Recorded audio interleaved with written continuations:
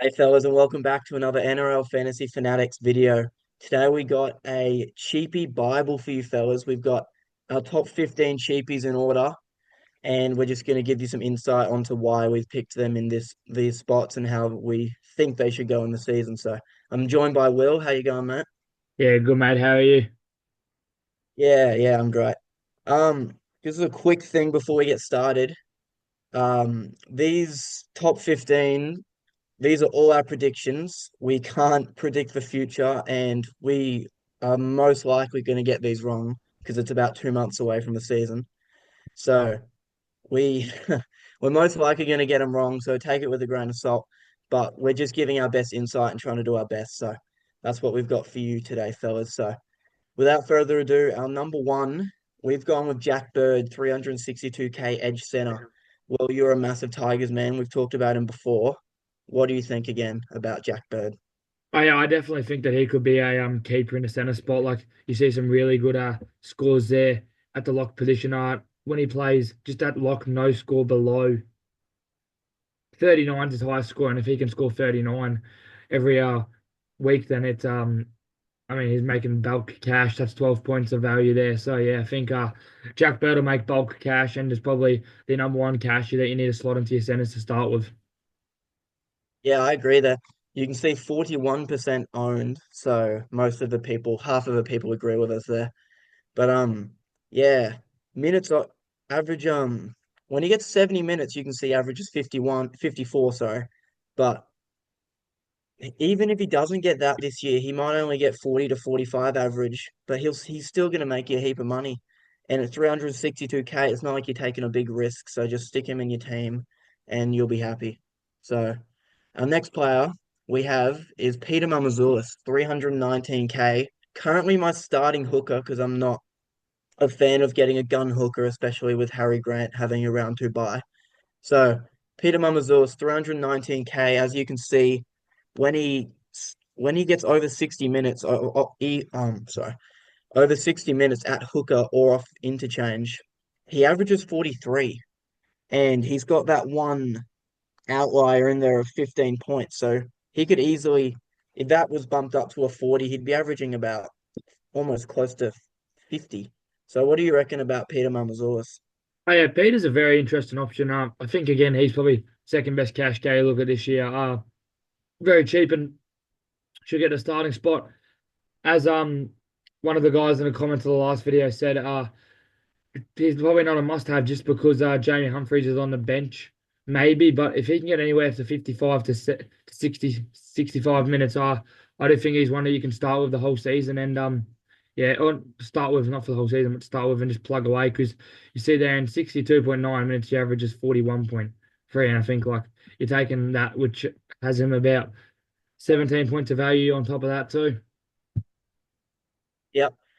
Yeah, as we just said, 62. When he gets over 50 minutes, he averaged 41 points. And at 320K, let's see if this thing works down. Oh, it's not here. Oh, no, here it is.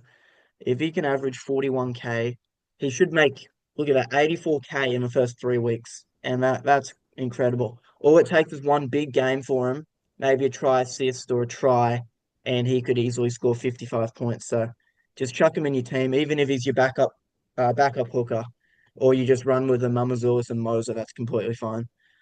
Our third player we have is Isaiah Longy, who, as you can see, has only played one official NRL game and scored 43 at fullback for, was that And for Penrith, was it? Yeah, he used to yeah, play for Penrith. Yeah, 43 at fullback, and I think, with Gutherson leaving, he will get that fullback spot. And I think he could average anywhere from early 40s to high 40s, which is great for a bloke 350K. So, what do you think about him? Well, yeah, I think with him coming from the Panthers system and looking at that game with pretty much close to zero attacking stats, I do think it looks like really good signs for Longy going into this year. Looks like he has very good base stats, and if he can get a couple of tries with a not a weak draw, but not the strongest draw out there for the first couple of weeks, I think that he should make some very good money. And if he can keep that average of 40 up again, another 14 points of value, and that's the first three players have about 12 to 18 points of value in them. And you see what Yeah. Gufferson can do a Um, fullback. Like he scores so many tries for that. And with Longy's base and tackle busting thing, if he scores as many tries as Gufferson, he's doing better than Gufferson does there.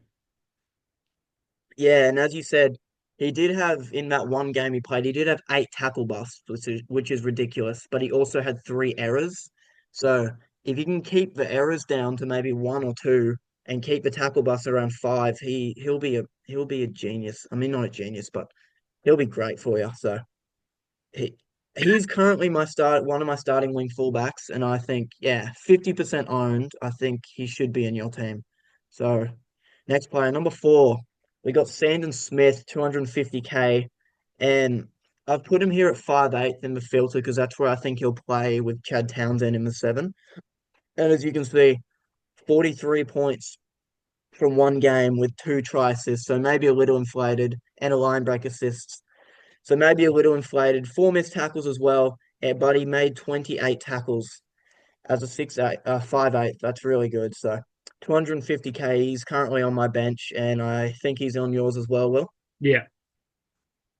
Do you Yeah. So do you think he'll what's that, stay at sorry? 6 when Sam Walker comes back and Townsend will get dropped, or Townsend to 6, Walker to 7? Um. Oh, it's tough. I reckon they'll probably choose the experience of Townsend over Sandon Smith. So how long is Sam Walker out for? Do you know? Like first couple weeks, first 4 or 5 weeks? Why is something that he's back running? Oh, right, okay.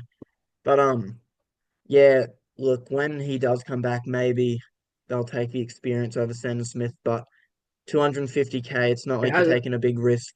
It hasn't been confirmed yet when he's going to be back. Okay. So But yeah, I think yeah, there's if you not can, much risk there. Like at yeah. 250k, even if he averages 30, again, that's another 11 points of value. And if he averages Mm. what is it, how much? Like if he averages 30 for the first 4 weeks, he will go up to 350k. He's made 100k there. Yeah, the average was 30 for the first 3 weeks, he'll go up 55k.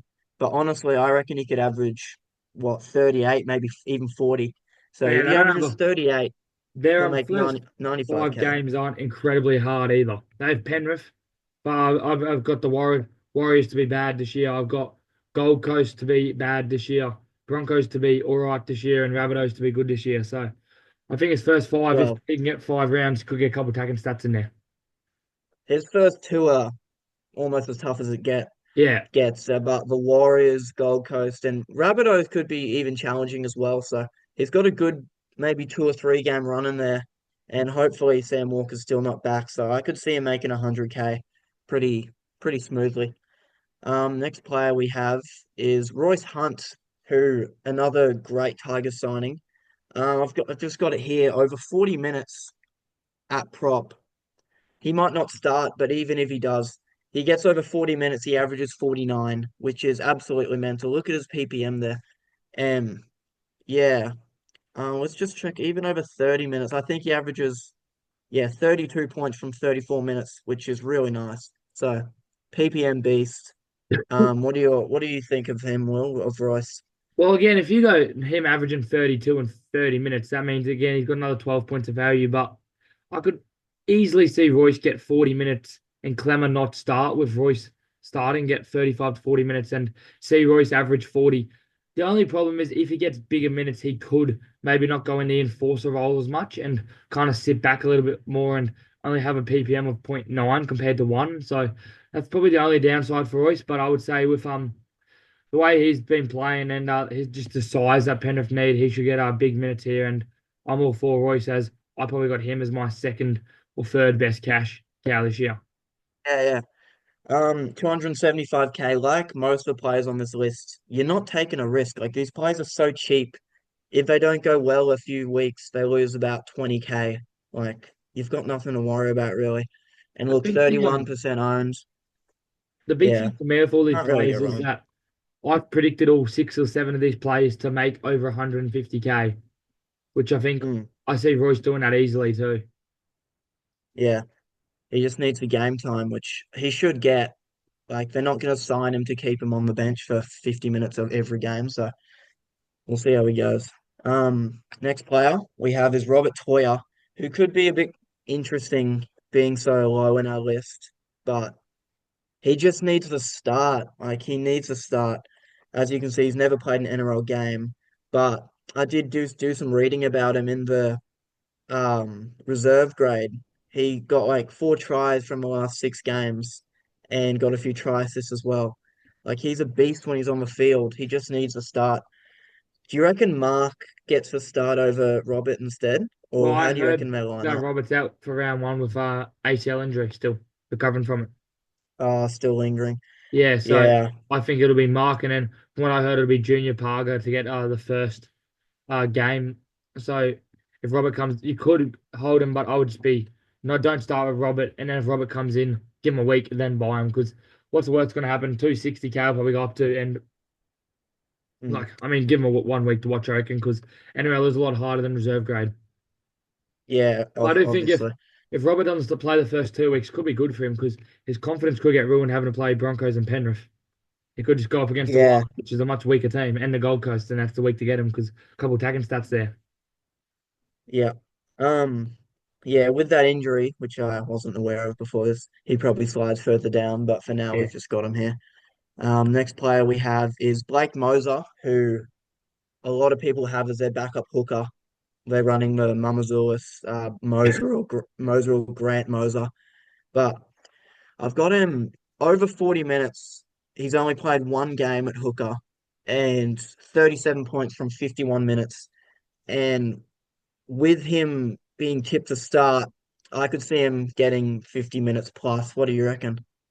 I don't have any much interest in Blake this season. I think that Billy's never really got a massive minutes. I've heard that Corey Paix could be starting over him too.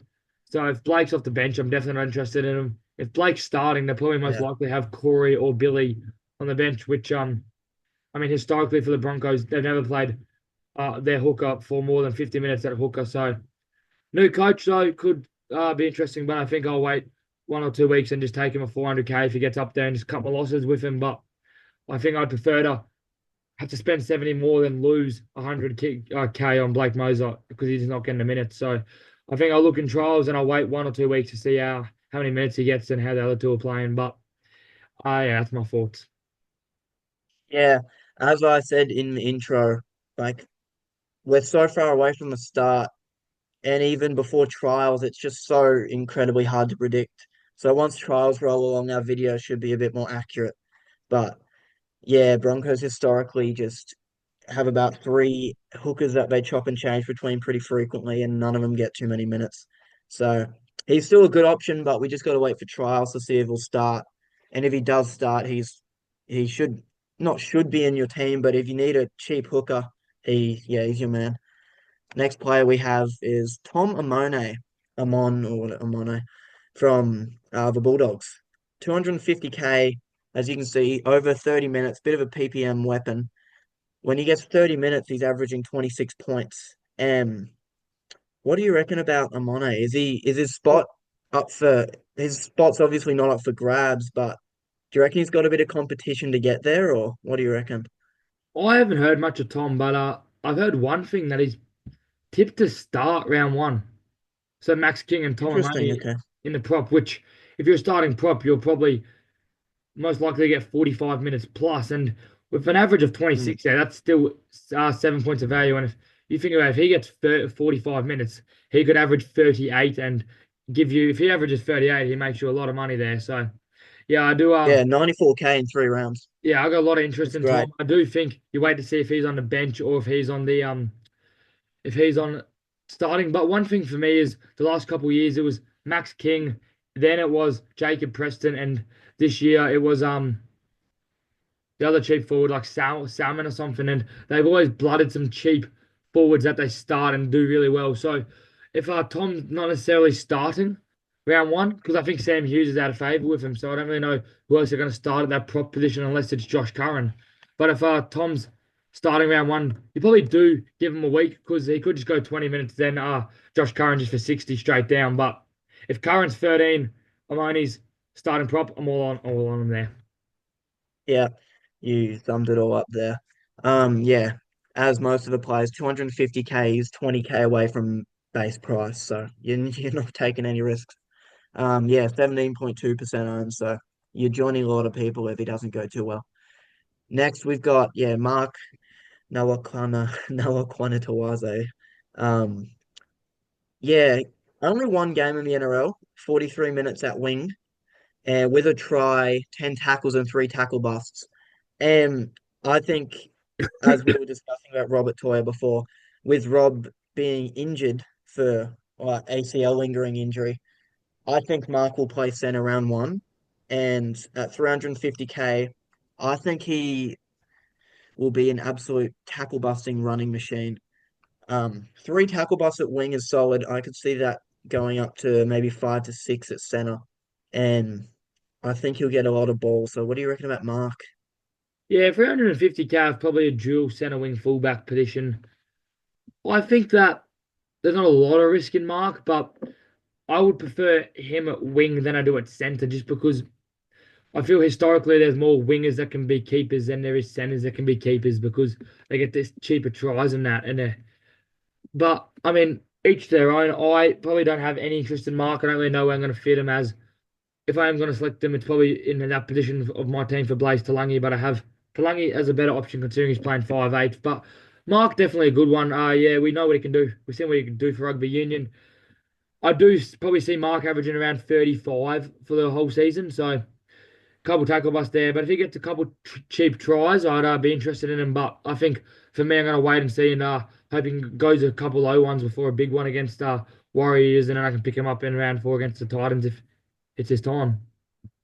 Yeah, we do have a fair few Roosters players on this list. And as you can see, their first two, they've got Broncos, Penrith, and then Warriors, Gold Coast, which are two nice ones. And then Rabbits, Broncos, and Penrith again, which, their first, what's that, about first seven fixtures. I'd say only two of them are relatively easy. So that could be a bit of a turn off for cheaper Roosters players that aren't in scoring positions historically. So yeah, once again, you just got to wait for trials. Um, Next player we have is Tyrone Munro, 300k. Should get the wing spot. Well, will get the wing spot for the Bunnies.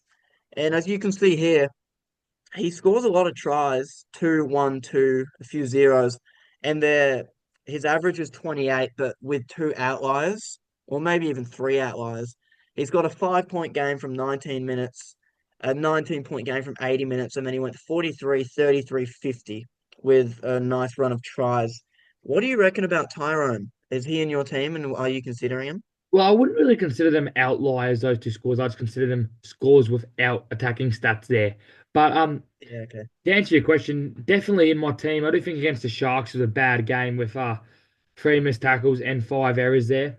But yeah, I'm very interested in him. Currently sitting on my team as good wing fullback cover. I do think the what's his face? The Rabbitohs do like to get their wingers some tries, and with Latrell looking better than ever, I think he could set up a couple break even of 22. I see him again probably bouncing over that 22 mark. Might go with 23 as his floor, then a 45. So I see him around average of 35 to 40 with a pretty mid run of draws, I'd say, with Dolphins and St. George to start it off. I would be starting with Tyrone, and then if he's not performing well by the time he goes Cronulla, Penrith, Sydney Cowboys, Canterbury Storm, I would probably sell him by that Cronulla game. But I mean, it's one to see. Wait to see how he goes in trials, and yeah. But I think one to start with around one, and should do well considering they always score trials on their wing. Yeah, he could be another player where it's just a low risk punt sort of thing. Like first two games, he could easily get a few tries, like two tries, 50 points. One thing that also attracts to me or stands out to me is his tackle busts. Zero, well, that's an out. The first game's the outlier, and then 8, 0, 5, 3, 5 with an average of 3.5 with 2 0 tackle bust games. I'm a big fan of that as a winger as well. And I think that could continue to go up. So there is a lot of appeal with Tyrone, and he's currently in both of our teams, and same with 20% of you. So yeah, big fan. Next player we have is I've got Kelma Tuilagi, even though our title will say under 400k. I've just stuck him in at 420k because I'm pretty keen on him. You just even if he's coming off the bench, I can see him getting 40 minutes. And what do you reckon about Kelma? Because I've seen him in a fair few top quality teams. So what do you reckon? If he comes off the bench, he's definitely a no-go. But I do think whoever gets that edge spot between either Charlie Garima or whatever his name is and Kelma Tuilagi will definitely be starting in my team. I do think they have again pretty good draw for edges to play. Could get a couple attacking stats there, but we all know what Kelma can do when he runs. He's a very good ball runner and looked better at the Eels than he has at the Tigers. So I think if he can just string a couple good games together and score a couple tries with a good base stat there, I do think Kelma is definitely the quality of a 550 plus player. And with a break even of 31, I do see Kelma probably being able, definitely capable of hitting that 40 mark, average wise for the Yeah, season. it might be a bit of bias just because of their draw. They've got one tough one at the start. They got the Storm, and then they got Tigers, Canterbury, Manly, St. George, Canterbury, and then the Tigers, which is an absolute golden run of fixtures. Um, Remember, the I Tigers are do good this year. I do think there is obviously a bit of competition with him. There is Wiramu Grieg, there's Charlie Geimer, there's Hopgood as well. So we just got to wait till trials once again and see how he goes. But for now, it's sort of a wait and see. But we'll move on. Next player we got is Jaxon Purdue. Um, any thoughts on Jackson? 250K center for the Cowboys, obviously. Yeah, Jackson never really been a keeper in the centers. If he does play there, like you see those two center scores where he goes, one was with Sin Bin, but he goes 31 and a 17 and a 23. And then if he plays on the wing, he goes a 35 with a try. I do think he's 250K, and there is talk that he could be playing at a 5'8", maybe. If he gets a 5'8" spot, Yeah, that's the definitely appeal, really. I would definitely go for Jaxon Purdue, but I don't think if you don't get a 5'8" spot, I don't think he'll start over Labour for round one. And Jaxon Purdue's probably a one you let go through the keeper. Interesting option at centre though. Do you have any interest in Jackson at all? Um, I currently do, I think, just to fill a spot. Isn't Labour still like in injury doubt? He didn't doubt, but I Do you think know? he'll play round one definitely.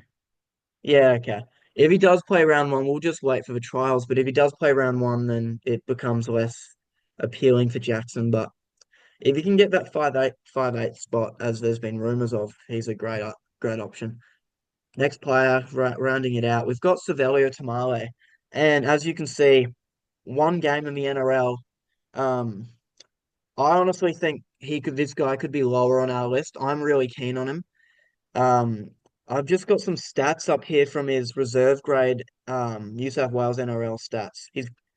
He finished the season with 12 tries, 4 try assists, and led the competition in run meters, post contact meters, tackle breaks, and line breaks as a center, which is absolutely nuts. And clocked over 200.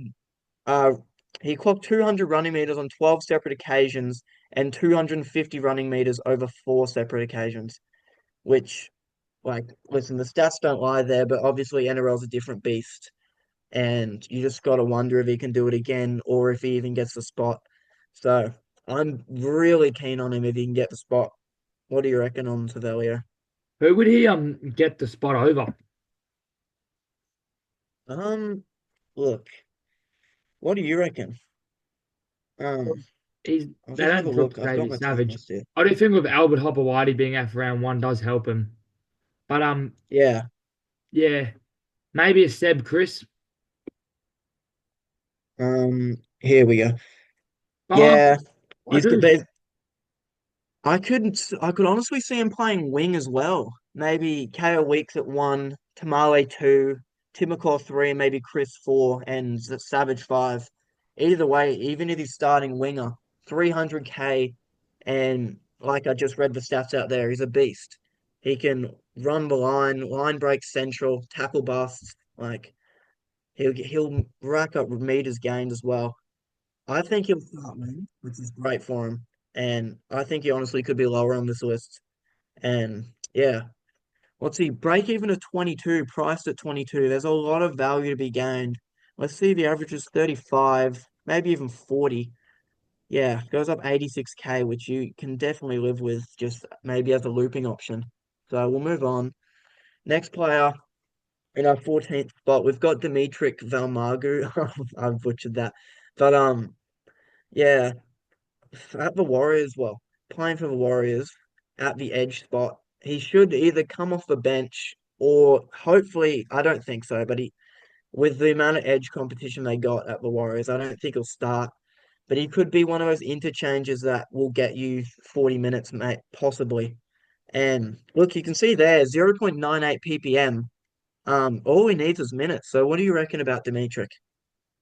Yeah, if he gets the minutes, he will be a good player, but I just don't think he'll get the minutes this year. And there's probably players at 250k that I would definitely go over him, like a Smith. Amone if he gets the spot. Like I'm not really Even different interested in position. Hopefully, I was considering putting Royce is it Hunt. I go Jesse over him McLean? too. Yeah, Jesse McLean over Dimitri in this spot. But I do think McLean's spot will be taken by his brother, which is a shame for him because he's so cheap. But look, Dimitri, yeah, just we've said this a lot, but you just got to wait for the trial games, see if he gets minutes, and if he does, he's a very big watch, wait and see kind of guy. Can we But quickly yeah, add one player to this list, please? we can. Jaxon Who do you want? Purdue. Is he not injured? No, I don't think he's injured. He played for. Did he play for Tonga or Samoa? Gee, good question. I don't really know the But difference whichever between them. national team he plays for, he looked unreal playing for them. Looked back to vintage Yeah. Jason. We all know what Mm, Taumalolo can do. Like if he can stay fit, he can be 750k middle. yeah. I do think he will Yeah. start a prop when I'm just he hasn't scored amazingly, but I do think that it's probably one you wait and see a couple of weeks. But if he can get back to that form and look at 450k and looks good, mm, it's one that I'm willing to go all on. I don't think you can start with him round one though, unless he does some yeah. freaky in the trials. But I think that who's their coach? Peyton just likes resting him. I don't know why. He looks so good for them. Mm. All I gotta say. If he can just I think he does have a lingering injury, but if he can just obviously stay fit, vintage Taumalolo, imagine if that comes back as he's getting older. As we can see what year, maybe 20, no, not 2017. Anyway, if he can just stay fit, like, yeah, vintage Tomoe was at lock, to be fair to him. But just look at that. A whole point per minute at lock. Like, if he can return to that, he's a must-have. But look, probably an avoid for round one. And our Yeah, last player is Finna Finawaki, and if we are, 400k. Yeah, Finna Fuiaki. Um, yeah, what are your thoughts on him? I don't think he's going to start. I think it'll be Gilbert and Felipe Kafusi in the edge spot. So, what do you think of him? if he definitely starts, he's definitely starting on my team round one because his starting stats are pretty good. But you can see what I know the Cowboys like to give their edge pretty much 55 minutes from like their bench edge, and in bigger The minutes he Dolphins, has you mean? done well, but you can see that his flaw is that he misses a couple of tackles there. So I do think Finef is definitely not a slam dunk option, but one that can serve you well. And probably I don't see Yeah. him getting much higher than 520, 530k if he was to Um, get the starting spot. I have seen a lot of teams you're not very keen on him, but White from the Roosters, I think he's an extra 20 something K, and I think he'll probably start, which I'm very keen on him. Nah, You're not a big he fan, won't. Where's he but starting? oh They're God. forward packers. Uh, Leno, Brendan Smith. Then you've got who starts at 10 for them? Lindsay Collins. Then you have one of the butchers, Angus Crichton and Victor Adley. Angus Crichton. Yeah, you're probably right. It's Unless been they a long move, day. unless they put both butchers back to the bench, but with Nat being back, he should take that spot again. The only thing about White, he does have the mid-edge duel, which is great. And you can just chuck him on your bench and hopefully he gets about 30 to 40 minutes and he can average about 30 to 35 points. Yeah, but But if I he's think he's starting, 420k, which is a bit much for someone to average 35 points. So yeah, yeah, that just about wraps it up. That's our top 15 cash cow picks. And any final comments, Will, before we wrap up? Nah, just thanks for watching, guys. I was going to say it quickly. This is completely opinion based, and there was some guy that was heckling us in the comments a bit last video, but it's like, mate, we could put our opinion out there, and if you don't like it, keep that opinion to yourself. But yeah, thanks for all the support. We've seen this channel grow a lot over the last couple of weeks, and yeah, thanks a lot, and thanks for being here. Yeah, thanks for all the support. We've been loving it. We're just trying to give you guys the best we can. Like we do film this at 9 o'clock, so if we're a bit off the ball, there's a bit of reason. Like we're pretty busy most days. Um, yeah, so that's it we got for you tonight. Our Cash Cow Bible. Let us know if you have any questions in the comments, or just shoot us a DM on Insta. We get back to everyone. So if you got any comments or ideas for new videos, just let us know. But that sums it up. So thank you very much, guys. Cheers, legends.